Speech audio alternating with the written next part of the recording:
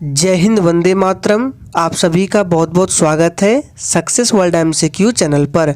आज की इस वीडियो में बिहार पुलिस कांस्टेबल और बिहार मध्य निषेध सिपाही परीक्षा 2022 के लिए पॉलिटी के 30 अति महत्वपूर्ण प्रश्नों को लेकर आए हैं और ये प्रश्न प्रीवियस ईयर एग्जाम में भी बहुत बार पूछे गए हैं। इसलिए आज का यह सेशन आप लोगों के लिए काफ़ी ज़्यादा इम्पोर्टेंट होने वाला है, इसलिए सेशन को पूरा एंड तक जरूर देखें।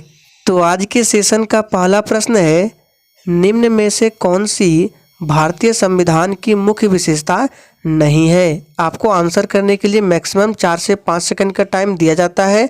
अगर आप लोगों को किसी भी प्रश्न का आंसर आता है तो आप लोग कमेंट बॉक्स में अपना आंसर जरूर लिखेंगे। तो देखिए, इस प्रश्न का राइट आंसर सी ऑप्शन होगा, प्रतिबद्ध न्यायपालिका। प्रतिबद्ध न्यायपालिका ये भारतीय संविधान की मुख्य विशेषता नहीं है। इसी के साथ सी राइट आंसर हमारा बिल्कुल सही जवाब है। नेक्स्ट क्वेश्चन है, प्रश्न काल के ठीक बाद के समय को क्या कहा जाता है। ये प्रश्न आपके एग्जाम के लिए मोस्ट इम्पोर्टेंट है, इसको खासकर ध्यान रखना है।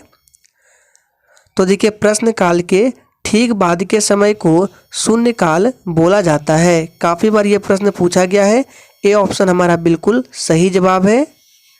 नेक्स्ट क्वेश्चन देखिए, बिहार में कुल संसदीय निर्वाचन क्षेत्रों की संख्या कितनी है। काफ़ी ज़्यादा इम्पोर्टेंट प्रश्न आपके एग्जाम के लिए। देखिए, यहाँ पे पूछा जा रहा है निर्वाचन क्षेत्रों, यानी कि आपसे पूछा जा रहा है कि बिहार में लोकसभा के सदस्यों की संख्या कितनी है। तो इसका राइट आंसर अगर आपने ऑप्शन बी को दिया है तो बिल्कुल सही जवाब हो जाएगा, 40 है। और देखिए, आपको बता देते हैं कि अगर आपसे पूछे कि राज्यसभा के सदस्यों की संख्या कितनी है बिहार में, तो 16 है। राज्य विधानसभा के सदस्यों की संख्या की बात करें तो 243 है। और विधान परिषद सदस्यों की संख्या की बात करें तो 75 है। तो इन चारों को ध्यान रखना है, एग्जाम के लिए काफ़ी ज़्यादा यूजफुल रहेगा। चलिए आगे देखते हैं, भाषण और अभिव्यक्ति की स्वतंत्रता का अधिकार प्रदत्त है। चलिए आंसर करेंगे किस आर्टिकल द्वारा। Times up. तो देखिए, भाषण और अभिव्यक्ति की स्वतंत्रता का अधिकार प्रदत्त है, यह संविधान का अनुच्छेद 19 द्वारा। तो डी ऑप्शन हमारा बिल्कुल सही जवाब है। नेक्स्ट क्वेश्चन देखिए, किसने कहा था राज्य व्यक्ति का पूर्वगामी है। ये भी प्रश्न आपके एग्जाम के लिए इम्पोर्टेंट रहेगा, इसको ध्यान रखना है। तो देखिए, किसने कहा था राज्य व्यक्ति का पूर्वगामी है, तो ये कहा था अरस्तू ने। ए ऑप्शन हमारा बिल्कुल सही जवाब है। नेक्स्ट क्वेश्चन देखिए, निम्नलिखित में से कौन सी संस्था पंचवर्षीय योजनाओं के क्रियान्वित के लिए जिम्मेदार थी। बहुत ही शानदार प्रश्न है, चलिए आंसर बताएंगे। तो देखिए, इसका सही जवाब है योजना आयोग। देखिए, योजना आयोग अब नहीं है, इसके स्थान पर नीति आयोग आ चुका है। नीति आयोग का गठन कब हुआ था, तो 1 जनवरी 2015 को पूछा जाता है, ध्यान रखना है। चलिए आगे देखते हैं, भारतीय संविधान के अनुच्छेद 368 का संबंध किससे है। काफ़ी ज़्यादा इम्पोर्टेंट प्रश्न है, चलिए आंसर बताएंगे। तो देखिए, भारतीय संविधान के अनुच्छेद 368 का संबंध है संविधान संशोधन से। तो डी ऑप्शन हमारा बिल्कुल सही जवाब हो जाएगा। अगर भाग की बात करें तो अनुच्छेद 368 है, लेकिन भाग की बात करें तो भाग 20 के अंतर्गत संविधान संशोधन की प्रक्रिया के बारे में बताया गया है। और फ्रेंड्स, जितने भी स्टूडेंट चैनल पर पहली बार आए हैं उनको बता दें, डेली रात 8 बजे और रात 8:30 बजे लाइव चैट के साथ इस चैनल पर बिहार पुलिस कांस्टेबल और बिहार मध्य निषेध सिपाही परीक्षा के लिए प्रैक्टिस सेट कराया जाता है।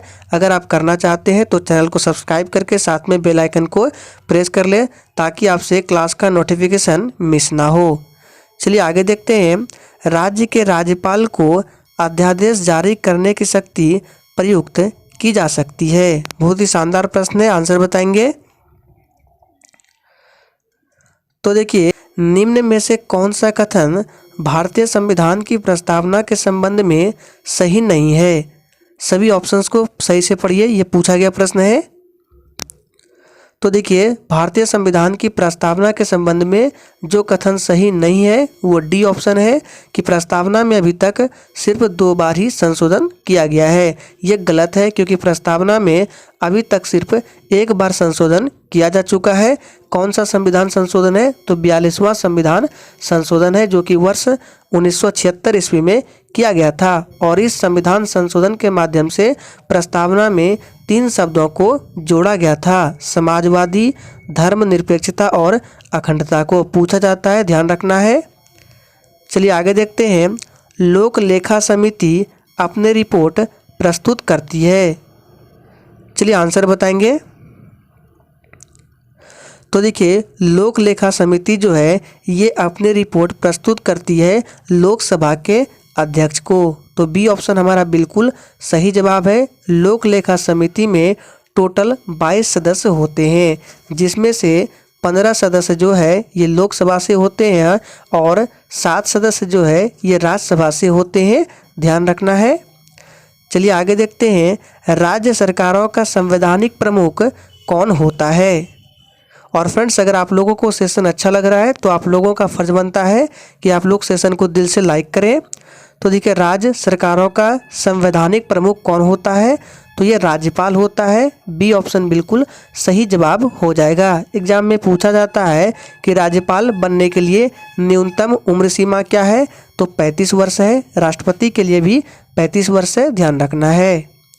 चलिए आगे देखते हैं। किस अनुच्छेद के अनुसार भारत के राष्ट्रपति द्वारा राष्ट्रीय आपातकाल की घोषणा की जा सकती है? इंपॉर्टेंट प्रश्न है। तो देखिए, 3 तरह के आपातकाल होते हैं। कौन कौन से? एक आपका राष्ट्रीय आपात है जो कि अनुच्छेद 352 में बताया गया है। एक आपका है राज्यों में राष्ट्रपति शासन, जो कि अनुच्छेद 356 में इसके बारे में बताया गया है। और तीसरा है वित्तीय आपात, जो कि अनुच्छेद 360 में बताया गया है। और याद रखना है, वित्तीय आपात जो है हमारे देश में अभी तक एक बार भी लागू नहीं किया गया है। तो प्रश्न पूछा जा रहा है कि किस आर्टिकल के अनुसार भारत के राष्ट्रपति द्वारा राष्ट्रीय आपातकाल की घोषणा की जा सकती है? तो वो आर्टिकल है 352। चलिए आगे देखते हैं। भारत के संविधान में चुनाव प्रणाली का प्रावधान किस अनुच्छेद में किया गया है? चलिए आंसर करते जाएंगे और सेशन को पूरा एंड तक जरूर देखना है, मोस्ट इम्पोर्टेंट प्रश्न है। तो देखिए, किया गया है अनुच्छेद 324 से लेकर 329 में। बी ऑप्शन बिल्कुल सही जवाब है। नेक्स्ट क्वेश्चन है, राष्ट्रीय सुरक्षा समिति का प्रधान कौन होता है? सोच समझ कर आंसर करना है। तो देखिए, राष्ट्रीय सुरक्षा समिति का प्रधान कौन होता है? तो ये प्रधानमंत्री होते हैं। नेक्स्ट क्वेश्चन, संविधान के किस अनुच्छेद में धन विधेयक को परिभाषित किया गया है? काफ़ी ज़्यादा इंपॉर्टेंट प्रश्न है। सारे प्रश्न सिलेक्टेड है, वही प्रश्न लिए गए हैं जो आपके एग्जाम में पूछे जा सकते हैं। तो देखिए, किस आर्टिकल में धन विधेयक को परिभाषित किया गया है? तो आर्टिकल 110(1) में। बी ऑप्शन बिल्कुल सही जवाब हो जाएगा, ध्यान रखना है। नेक्स्ट क्वेश्चन को देखते हैं। भारत के उपराष्ट्रपति के निर्वाचन मंडल में शामिल है। तो देखिए, भारत के उपराष्ट्रपति के निर्वाचन मंडल में कौन शामिल होते हैं? तो ये होते हैं संसद के दोनों सदनों के सदस्य। लेकिन अगर आपसे पूछे कि भारत के राष्ट्रपति के निर्वाचन मंडल में कौन शामिल होते हैं, तो राष्ट्रपति के संबंध में आपका हो जाएगा संसद के दोनों सदस्य यानी कि राज्यसभा और लोकसभा के सदस्य। उसके अलावे राज्यों के विधानसभाओं के सदस्य भी हिस्सा लेते हैं राष्ट्रपति के निर्वाचन मंडल में, ध्यान रखना है। नेक्स्ट क्वेश्चन है, संघ और राज्य के मध्य विषयों के वितरण में साइबर कानून की सूची में आते हैं? यानी किस सूची के अंतर्गत साइबर कानून आते हैं? संघ सूची, राज्य सूची, समवर्ती सूची या अवशिष्ट विषय? तो देखिए, साइबर कानून जो है ये अवशिष्ट विषय के अंतर्गत आते हैं। पूछा गया प्रश्न है, याद रखना है। डी ऑप्शन बिल्कुल सही जवाब है। चलिए आगे देखते हैं। बिहार में पटना उच्च न्यायालय स्थापित किया गया था। बहुत बार प्रश्न ये पूछा गया एग्जाम में। बिहार में पटना उच्च न्यायालय स्थापित किया गया था, तो ये किया गया था 3 फरवरी 1916 को। बी ऑप्शन हमारा बिल्कुल सही जवाब है। नेक्स्ट क्वेश्चन देखिए, भारत के प्रथम उप प्रधानमंत्री कौन थे? बहुत ही सिंपल प्रश्न है, आंसर बताएंगे। तो देखिए आप सभी जानते हैं भारत के पहले उप प्रधानमंत्री और पहले गृह मंत्री कौन थे? तो ये दोनों के सरदार वल्लभ भाई पटेल ही थे। याद रखना है, भारत के प्रथम उप प्रधानमंत्री और भारत के प्रथम गृह मंत्री कौन थे? सरदार वल्लभ भाई पटेल। नेक्स्ट क्वेश्चन देखिए, भारतीय स्वतंत्रता अधिनियम कब पारित हुआ? मोस्ट इम्पोर्टेंट प्रश्न है। और फ्रेंड्स सेशन के एंड में अपना अपना स्कोर जरूर देना है कि आपने कितने प्रश्नों के सही सही जवाब दिए हैं। तो भारतीय स्वतंत्रता अधिनियम कब पारित हुआ? तो ये पारित हुआ 18 जुलाई 1947 को। तो ए ऑप्शन बिल्कुल सही जवाब है, 18 जुलाई 1947 को। नेक्स्ट क्वेश्चन है, लोकसभा का अध्यक्ष अपना त्यागपत्र प्रेषित करता है, किसको देता है? तो देखिए लोकसभा का अध्यक्ष ये अपना त्यागपत्र लोकसभा के उपाध्यक्ष को देता है और लोकसभा के उपाध्यक्ष ये अपना त्यागपत्र लोकसभा के अध्यक्ष को देता है। दोनों को ध्यान रखना है। आगे बढ़ते हैं, राज्य चुनाव आयुक्त को हटाया जा सकता है, चलिए आंसर बताएंगे। तो देखिए राज्य चुनाव आयुक्त को उसी प्रकार हटाया जा सकता है जिस प्रकार से उच्च न्यायालय के न्यायाधीश को हटाते हैं। तो यानी कि उच्च न्यायालय के न्यायाधीश को हटाने की प्रक्रिया के समान। डी ऑप्शन हमारा बिल्कुल सही जवाब है।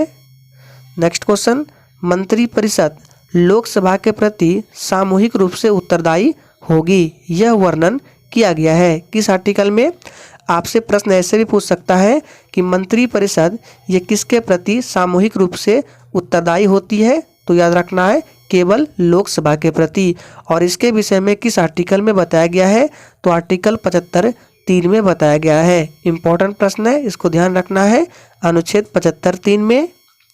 नेक्स्ट क्वेश्चन, किस समिति ने भारत के संविधान में मूल कर्तव्य को सम्मिलित करने की सिफारिश की? आंसर बताएंगे, इंपॉर्टेंट प्रश्न है। तो देखिए ये समिति का नाम है सरदार स्वर्ण सिंह समिति। इसी के सिफारिश पर संविधान में मूल कर्तव्य को जोड़ा गया था। वर्तमान समय में अभी 11 मौलिक कर्तव्य है और इसे रूस देश के संविधान से लिया गया है। चलिए आगे देखते हैं, निम्नलिखित में से कौन सी समिति चुनाव सुधारों से संबंधित नहीं है? काफ़ी ज़्यादा इंपॉर्टेंट प्रश्न आपके एग्जाम के लिए और पूछा भी गया है। चलिए आंसर बताएंगे, निम्नलिखित में से कौन सी समिति चुनाव सुधारों से संबंधित नहीं है?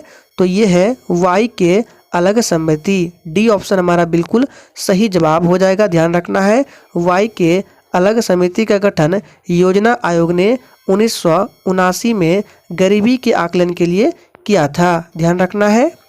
नेक्स्ट क्वेश्चन, भारतीय संविधान की कौन सी अनुसूची राज्यसभा में राज्य और संघ राज्य क्षेत्र का स्थान आवंटन से संबंधित है? यह भी प्रश्न इंपॉर्टेंट है। तो देखिए वो कौन सी अनुसूची है? तो ये चौथी अनुसूची है, याद कर लीजिए। बी ऑप्शन हमारा बिल्कुल सही जवाब है। नेक्स्ट क्वेश्चन देखिए, भारतीय संविधान में प्रस्तावना को किस संविधान से लिया गया है? देखिए यहाँ से 2 प्रश्न और बनते हैं। अगर आपसे पूछे कि संविधान में प्रस्तावना की भाषा जो है ये किस देश से लिया गया है, तो भाषा को लिया गया है ऑस्ट्रेलिया से। याद रखना है, किससे? ऑस्ट्रेलिया से। लेकिन प्रस्तावना को लिया है यूएसए से। ऑस्ट्रेलिया से और क्या लिया गया है? समवर्ती सूची भी ऑस्ट्रेलिया से लिया गया है। दक्षिण अफ्रीका से क्या लिया गया है? तो संविधान संशोधन की जो प्रक्रिया है उसे दक्षिण अफ्रीका के संविधान से लिया गया है। चलिए आगे देखते हैं, बिहार विधानसभा के सत्र की बैठक हेतु गणपूर्ति क्या है? चलिए आंसर बताएंगे। और जिसने अभी तक सेशन को लाइक नहीं किया है सभी लोग सेशन को दिल से लाइक करेंगे। तो इस प्रश्न का सही जवाब है कुल सदस्य संख्या का 10वां भाग अथवा 10 सदस्य इनमें से जो भी अधिक हो। तो ए ऑप्शन हमारा बिल्कुल सही जवाब है। नेक्स्ट क्वेश्चन, न्यायमूर्ति पुंछी आयोग किससे संबंधित है? काफ़ी ज़्यादा मोस्ट इम्पॉर्टेंट प्रश्न है आपके एग्जाम के लिए। न्यायमूर्ति पुंछी आयोग किससे संबंधित है? तो देखिए ये जो संबंधित है केंद्र राज्य संबंध से संबंधित है। बी ऑप्शन बिल्कुल हमारा सही जवाब है। आज के सेशन का आखिरी प्रश्न है, नागरिकता संबंधी प्रावधान संविधान के किस भाग में है? चलिए आंसर करते जाएंगे। तो देखिए सबसे पहले बात करते हैं भाग 1 में। तो देखिए भाग 1 में संघ एवं उसका राज्य क्षेत्र है और किस अनुच्छेद में है? तो ये 1 से 4 तक हो जाएगा। भाग 2 की बात करते हैं तो इसमें नागरिकता संबंधी प्रावधान दिया गया है। अनुच्छेद की बात करें तो 5 से 11 तक है। भाग 3 की बात करें तो इसमें मौलिक अधिकार के बारे में बताया गया है, अनुच्छेद 12 से 35 तक में। और भाग 4 में नीति निर्देशक तत्व के बारे में बताया गया है, 36 से 51 में। तो राइट आंसर क्या होगा? ऑप्शन बी हो जाएगा, भाग 2 में। तो आज के सेशन के लिए इतना ही। अगर सेशन अच्छा लगा हो तो सेशन को दिल से ज़रूर लाइक कीजिएगा।